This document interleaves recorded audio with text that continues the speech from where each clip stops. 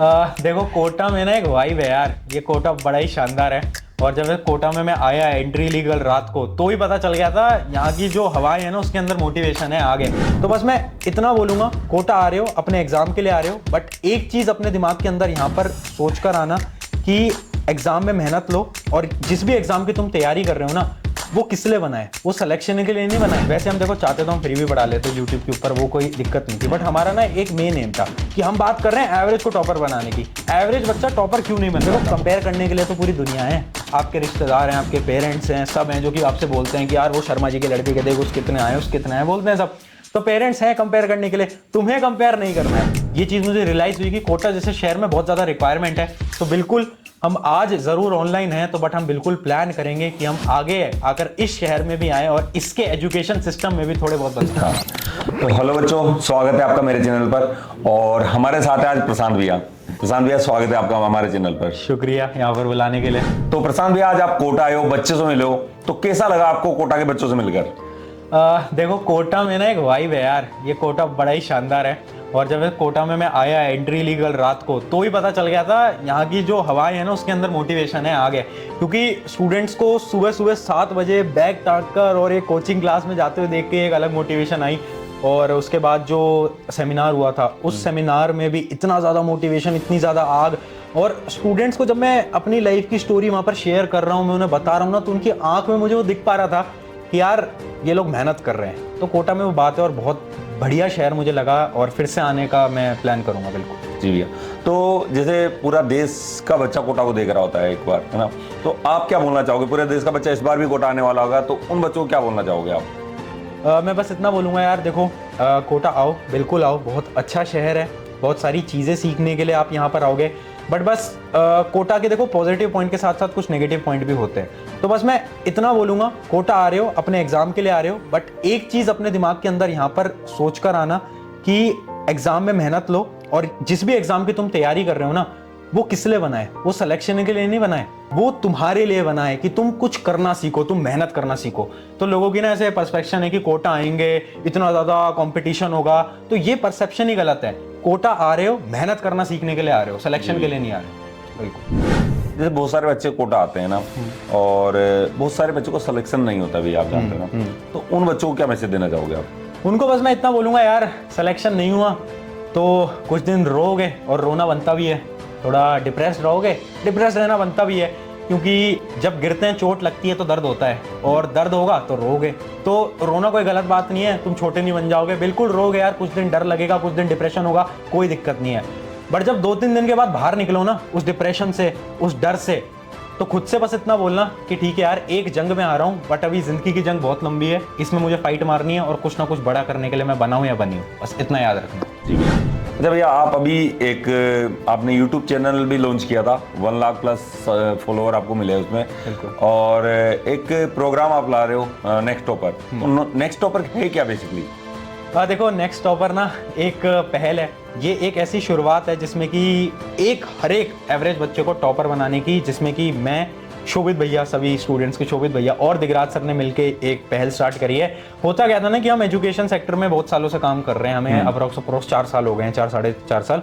तो इसमें हमने देखा कि स्टूडेंट्स के बारे में ज्यादा लोग सोचते नहीं है। 2 कैटेगरी के स्टूडेंट होते हैं, एक वो जो कि टॉपर हैं, जिनको कि पढ़ा रहे हैं, उन्हीं के पीछे लगे हुए हैं और उन्हीं को बार बार पढ़ाए जा रहे हैं। जबकि एक कैटेगरी के स्टूडेंट वो हैं जो कि एवरेज होते हैं और उनसे सिर्फ फीस ले रहे हैं, बट उन पे ध्यान नहीं दे रहे हैं।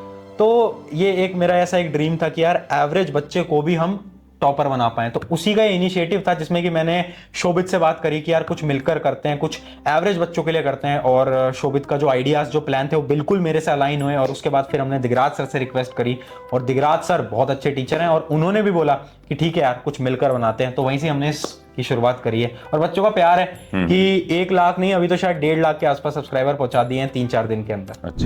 अच्छा भैया, फीस क्या रखने वाले हो बच्चों की? जो नेक्स्ट टॉपर का भी जो बैच आ रहा है उसके बारे में बात कर रहे हैं, तो वो बैच हम लॉन्च करा है, अभय बैच। वो क्लास 10th के लिए है, जो कि एक क्रैश कोर्स टाइप का है। उसकी हमने फीस रखी है 999, जिसके अंदर SST, मैथ, साइंस, इंग्लिश और ये पूरे उनके बोर्ड तक चलने वाला है, जिसके अंदर sample paper, previous year question, DPP, सारी चीजें उनको कराई जाएगी। अब मेन चीज क्या है ना कि इसकी जो कॉस्ट है ना, वैसे हम देखो चाहते तो हम फ्री भी पढ़ा लेते यूट्यूब के ऊपर, वो कोई दिक्कत नहीं थी, बट हमारा ना एक मेन एम था कि हम बात कर रहे हैं एवरेज को टॉपर बनाने की। एवरेज बच्चा टॉपर क्यों नहीं बन पाता, उसके पीछे हमने जब रिसर्च करी ना, तो कुछ हमें रीजन पता चले कि उसको एग्जैक्ट स्ट्रेटेजी, एग्जैक्ट गाइडेंस उसे नहीं मिल पा रही है। यूट्यूब पे लोग पढ़ा रहे हैं, बट उसको कोई पर्सनली नहीं बता रहा है कि यार तू ऐसे कर। तो हमने सोचा कि यार हम एक ऐसा प्लेटफॉर्म बनाएंगे जिसपे कि हम लाइव पूरा क्लास वगैरह करेंगे, उसमें पोल वगैरह करेंगे, सारी चीजें बना देंगे, जिससे कि एक स्टूडेंट हमसे इंटरेक्ट कर पाएगा बिटवीन क्लास।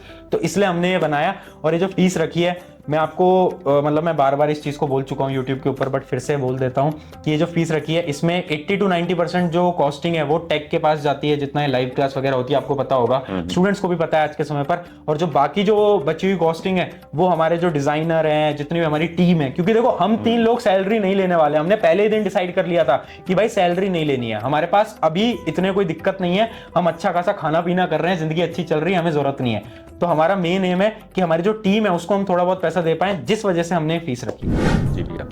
अच्छा, आप खुद अलवर से हो, एक छोटा शहर है मतलब, है ना, तो वहां पे जैसे आपसे जो जुड़ने वाले बच्चे ना, वो भी छोटे छोटे शहरों से होंगे, तो उनको काफी सपोर्ट मिलेगा ना इससे? बिल्कुल बिल्कुल बिल्कुल। मतलब छोटे शहर से आने का ना यही होता है कि जब आप किसी को बताते हो ना कि यार मैं भी एक छोटे शहर, छोटे गांव से हूं, तो वो भी बोलता है कि यार भैया मैं भी हूं, तो वो रिलेट करता है और वो बोलता है कि यार अगर भैया ने कुछ कर लिया तो मैं भी कुछ कर लूंगा। तो वही एक चीज है। बाकी देखो स्ट्रगल तो सबकी लाइफ में, हमने भी उस टाइम पे बहुत स्ट्रगल देखे, और बट बस एक चीज मेरे साथ अच्छी थी कि पेरेंट्स का हमेशा से सपोर्ट रहा है। पेरेंट्स ने कभी मना नहीं करा, पूछा मेरे से बहुत बार कि कॉलेज मिल गया, प्लेसमेंट क्यों नहीं ले रहे हो, कॉलेज मिल गया, ये क्यों नहीं कर रहे हो, बट मतलब कभी प्रेशराइज नहीं करा। मैंने बोला कि भरोसा रखो, कुछ कर लेंगे, तो इतना रहा है। तो मतलब आप यूं बोलना चाहते हो कि हर पेरेंट्स को भरोसा रखना चाहिए अपने बच्चों पर? बिल्कुल बिल्कुल, पेरेंट्स को भरोसा रखना चाहिए स्टूडेंट्स के ऊपर। देखो पेरेंट्स का मेन मोटिव क्या होता है, पेरेंट्स का होता है कि यार उनका बच्चा इंडिपेंडेंट हो जाए, कुछ कमा ले, अपनी जिंदगी अच्छी तरीके से चला ले, वो सब यही चाहते हैं। बस उनको थोड़ा भरोसा रखना पड़ेगा, तभी एक स्टूडेंट या फिर तभी एक जो भी एक इंसान है वो जिंदगी में कुछ बड़ा कर पाएगा। तो भरोसा बहुत इंपॉर्टेंट है। तो भैया नेक्स्ट टॉपर में फैकल्टी कौन कौन होने वाली है? देखो नेक्स्ट टॉपर की जो फैकल्टी है वो कोई अलग अलग नहीं है, हम ही खुद पढ़ा रहे हैं। जैसे साइंस जो है वो मैं पढ़ा रहा हूँ, अपने शोभित भैया जो है वो इनको मैथ्स पढ़ाने वाले हैं, वो भी बहुत शानदार मैथ्स पढ़ा रहे हैं। दिगराज सर वो तो पिछले 5 साल 6 साल से SST पढ़ा रहे हैं। और एक सब्जेक्ट इंग्लिश, उसके लिए इनके लिए कुछ धमाकेदार सरप्राइज है, तो उन्हें थोड़ा वेट करना पड़ेगा, लास्ट में बताएंगे। अच्छा, अभी नहीं बताओगे भैया? नहीं नहीं नहीं, अभी रिवील नहीं कर पाएंगे, थोड़ा सरप्राइज है, अच्छा ही होगा, टेंशन मतलब, भरोसा है तो कोई दिक्कत वाली बात नहीं है, लास्ट में बताएंगे दिसंबर के मिड में। अच्छा भैया, आप अलवर से हो, आप मेरे हिसाब से एक स्कूल में पढ़ते होंगे, वहाँ पे एक कोटा की लाइफ आपने देखी यहाँ पे, है ना, तो बच्चों के बीच में कंपटीशन रहता है, आपके लेवल में वहां भी था, अलवर में भी, कोटा के लेवल का कंपटीशन है, तो कंपटीशन से आप कैसे डील करते थे, और या बच्चों को कैसे डील करना चाहिए? देखो कंपटीशन की बात बिल्कुल सही है। यहाँ पर मैं कोटा में आया तो मैंने देखा बच्चों की रैंक लिस्ट लगी हुई है, और बच्चे देख रहे हैं यार मेरी इस दोस्त से ज्यादा कैसे नहीं है, इससे मेरी कम रैंक की है, मतलब पूरा एनालिसिस करते हैं वो बैठ के, और बहुत ही शानदार कंपटीशन का माहौल है। जब मेरे समय की बात है तो कंपटीशन तो वहां भी था, बट इतना नहीं था, यहाँ पे तो बहुत ज्यादा है। बट देखो कंपटीशन के एडवांटेजेस हैं, कंपटीशन से आप अच्छा काम करते हो, बट कंपटीशन की थोड़ी डिसएडवांटेजेस भी हैं। थोड़ा ऐसा लगता है ना कि अगर उसकी मेरे से ज्यादा रैंक आ गई तो थोड़ी डिमोटिवेशन फील होती है। इसको डील करने की थोड़ी बहुत चीजें मैं बता देता हूँ कि देखो कंपटीशन एक्चुअली है क्या। कंपटीशन है किसी और से हम कंपेयर कर रहे हैं, बट एक स्टूडेंट को अपने लेवल से किसी और को कंपेयर कभी करना ही नहीं चाहिए।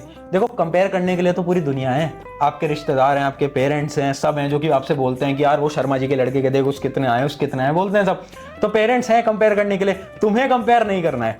तुम्हें बस इतना ध्यान रखना है कि तुम अपनी स्पीड पे बस काम करते रहो। क्योंकि बहुत सारे मेरे पे डाउट आते हैं कि भैया 3 महीने बचे हैं, मेरे दोस्त का तो सिलेबस हो गया, मेरा तो अभी ये 2 चैप्टर बच रहे हैं, 3 बच रहे हैं। अरे उसका सिलेबस हो गया, उससे फर्क नहीं पड़ता, तुम कर सकते हो, तुम्हारे पास जितना टाइम है वो इनफ है, तो किसी और से कंपेयर करने की तुम्हें तो बिल्कुल जरूरत नहीं है। अच्छा भैया, जैसे आपने कोर्स लॉन्च कर दिया और कोटा, आज आपने देखा कोटा में कितने बढ़िया बच्चे पढ़ रहे हैं और बहुत शानदार माहौल है, तो आप फ्यूचर में प्लानिंग कर रहे हो क्या कोटा आने के लिए?